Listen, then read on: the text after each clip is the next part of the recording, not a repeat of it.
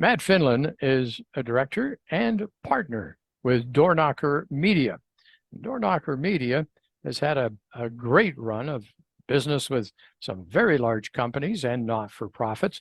They do a variety of things like TV and online commercials, training programs, music videos, public service announcements, broadcasts, animation, and documentaries. That's quite a laundry list, isn't it? Matt, Yeah. welcome. Thanks for joining us today. Thank you very much for having me, Mike. Oh, you're more than welcome. We're going to talk about something. We talked about this about 3 or 4 years ago, and Hmm. you expressed an interest in doing a documentary on the Highlands Cinema and Keith Stata in particular. Yes. A lot of time has gone by since the last time we chatted. Yes, a lot of time has gone by since we started this, and I think what started with like a 3-day idea to, capture a small piece on Keith and the Highland Cinemas turned into, several years, what has now landed on a feature film. And I'm really happy that it took that time and that it ended up where it is today. Now, it started for you way back when, your love of movies and the Highlands cinema in particular. You were just a young kid when that started. Tell us about that. I was in it had been in July of 1991, I believe. We were camping in the Highlands, and my aunt and uncle who were with us said, "We're going to take you guys to the movies tonight, you kids." And it's in a guy's house. And at that time, you wonder, well, it's in a guy's house. You think, is it going to be like a bed sheet on the wall or something? And when you approach the building, you can't really see, that it's thousands of square feet and 5 cinemas. And it really did change my life. I went and saw Terminator 2, and which I probably was too young to go into, but it was really the movie going experience that Keith provided that really inspired me to like want to make movies. That's a marvelous story. Now, you obviously in Doorknocker Media are very busy people with lots of work going on all the time. Is to keep the lights on and pay all the salaries. How does the movie man fit into what you're doing with Doorknocker Media? It fits in when we can. So is the short answer. I'm very lucky. My partner at Doorknocker Media, Karen Barzilay, who also is the producer of the Movie Man, was very kind to let me pick away at this and, use our resources to make this film. It really was in my spare time, which is little because I have 2 little kids and, running a business and all the rest. But what it really was going up to the cottage, our family cottage, and running away for a few hours with just myself, basically a camera and a mic on Keith, and capturing this over what has now been 5 years. Now, your partner, let's just talk about Karen for a second. She's got tremendous experience with CTV and Bell Media. What was her reaction when you told her you wanted to do a movie about a little theater up in the Highlands?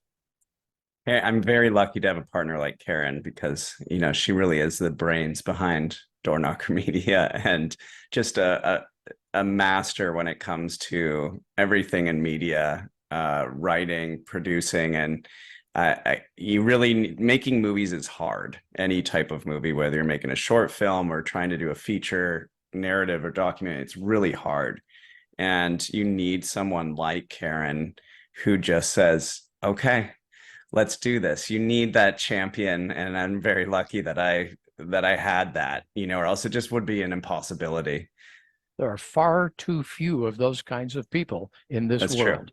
It's very true, and I'm very lucky to have one as my partner, and just someone who helped really shape the film with me. We had as you're doing this, you're building the story as it comes, and it shifts and meanders sometimes, and you really need someone like Karen with her like producing prowess to help you navigate and go, no, this is the story here. Like, have you thought of this? So, and it really, her guidance and input in the post-production process of this after, building a mountain of footage. It was just fundamental in making the story as strong as I think it is. Let me ask you about the star of the show, Keith Stata. When you told Keith what you wanted to do in regards to the Highlands Cinema, what was his reaction? His reaction is like, well, I'm not very interesting. I don't find myself very interesting.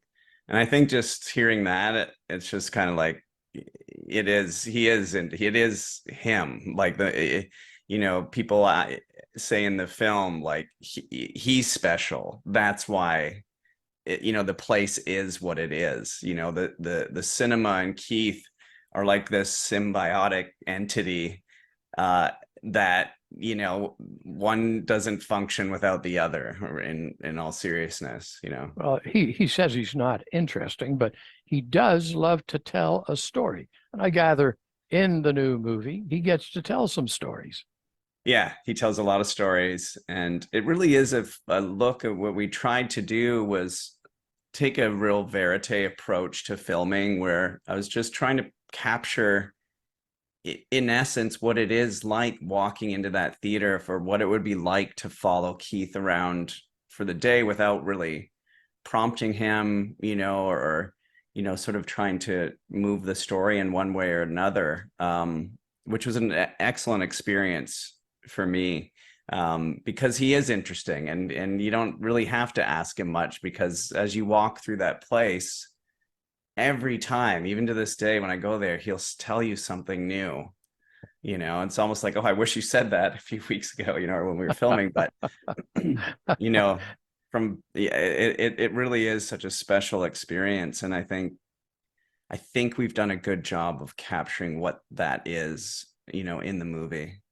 Were there any unique challenges in the filming? Yeah, I think the most unique challenge, and was also kind of a gift, which I don't think you hear many people say, was the pandemic. Ah, So what it really provided were real stakes for the film to see whether this theater would survive. And I think that was common in a lot of small businesses across the country and in the world, of like, I didn't make it, or the challenges they faced with trying just to keep afloat during that time. And then the other challenge during that was like, how do we film anything? And and in a safe manner, and to do that, so that you'll see in the movie how we did it. But I think it really worked out. It really did provide us a story of facing real adversity outside of the challenges in the movie industry prior to the pandemic, of people going to the movies and then getting through that and reopening. And it's really quite interesting to me. most people know that the Highlands Cinema operates daily through the summer season, and then after Labor Day goes into the weekend mode through to Thanksgiving. And I wonder, did you get a sense of how Keith keeps himself busy once everything closes and wraps up? I know he's got a lot of cats to keep him company, but surely he has other things as well. He does, and I think I'm really glad you asked, because it's a significant part of the film. I think people may think, well, he must go to Florida and relax for the winter and keep warm, but it's not. The building is so massive and requires a ton of maintenance, which only gets done in the off season. And when Keith says in the movie a lot, we need to do this, or we are facing this, it's really him. And he, on top of, like you mentioned, he has, 43 cats to look after. He has walkways to be shoveled. There's cracks in the building that need to be taken care of. Through all of his cases, he wants to redo and recurate a lot of the memorabilia, that and it all really takes time. And so I think he's working the same amount of time as he is during the summer on the theater as he does in the winter. And you see that in the film. He's an amazing guy, and certainly the challenge, as you've just laid out, is something we would expect. We all know the building, it needs a lot of maintenance. Just keeping the forest from overgrowing the property is part of the Yeah. challenge. But I'm sure there are other things that really add pressure to Keith's business. I know staffing has been a problem. Is this surmountable for Keith? It's tricky. You also see the staff challenges in the film, and he really appreciates his staff. There've been generations of kids have worked there, and their kids have worked there, and I feel like he really wants to teach them something, and make sure they leave with a good experience. But it's been very challenging for him to hire staff that are committed and that understand the amount of work that it needs to happen to help him keep this going.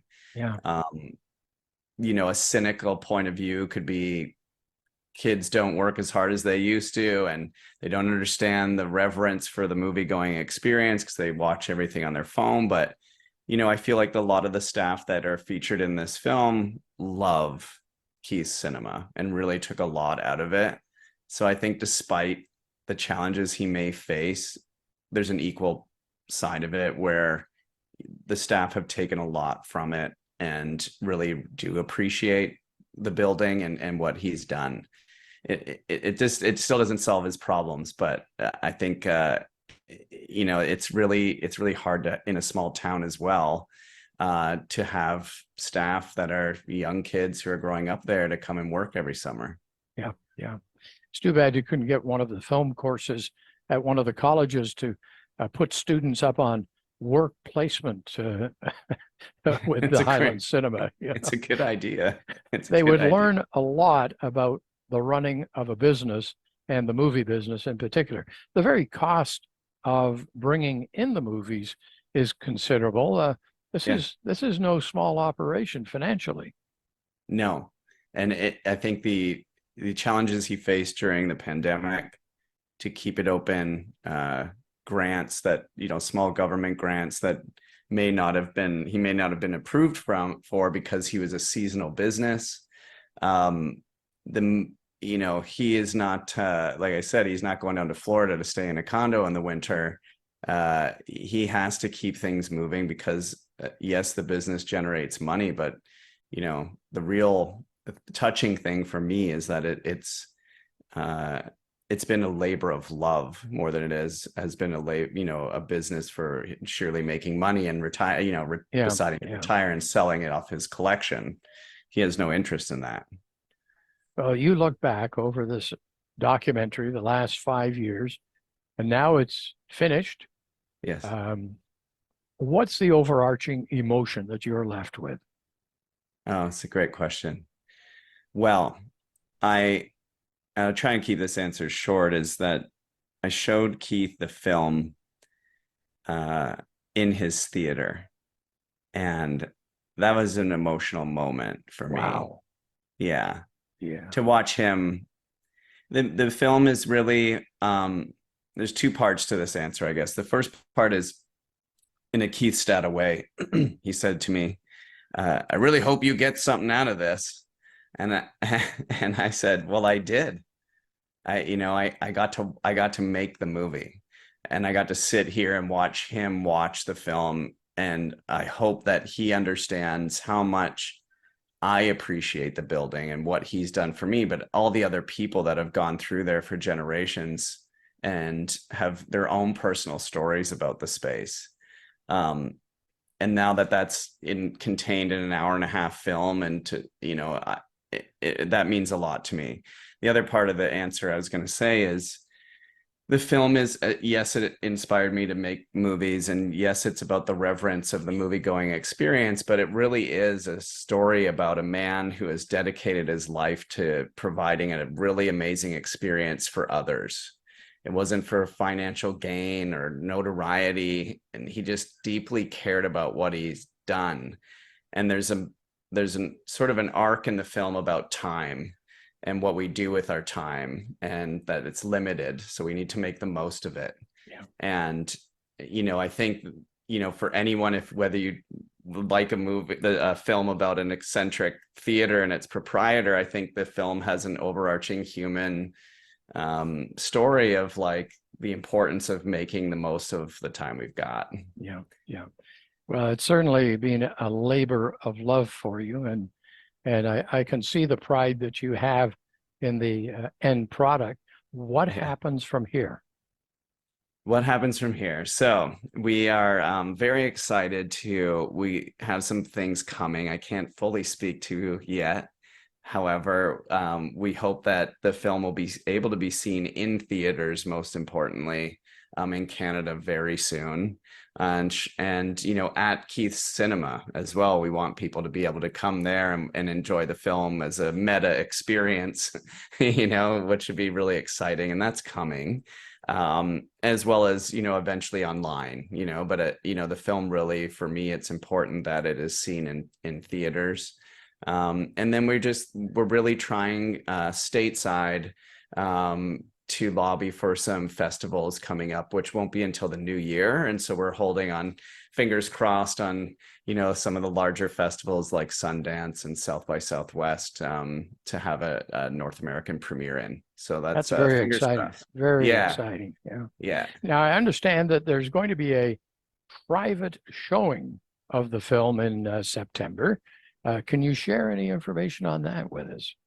Yeah, I think the important thing is, like, you know, we can't have public screenings, so we don't want to get disqualified from festivals. But it was important to me that the people that are in the film, Keith himself, his staff, some family and friends, and some industry folks that helped us make the film come to life, were able to experience the film now. I think for Keith, it's important to me that, you know, he sees, you know, how much people enjoyed the place. And I thought, you know, it'd be nice to have just a private screening for now until we sort of are free and clear to show it publicly and have a proper run at Key Cinema as well as other cinemas around the world. Well, that will be a very exciting evening, I'm sure. Yeah, yeah, yeah. Matt, thanks for sharing the story of the movie man with us. Um, we've been following you on and off for the past few years and really thrilled for the accomplishment that you've got in this movie. It's a salute to a very special guy, a very Hmm. special place. And I can see there was a lot of heartfelt emotion that you put into it. And I thank you for taking time and sharing with us today. Thank you. Thank you. Yeah, I appreciate you doing this and Canoe FM support. And we hope you can come and enjoy the movie sometime real soon. Matt Finlin is the director and a partner of Door Knocker Media, and The Movie Man will be coming soon. Keep your eyes open.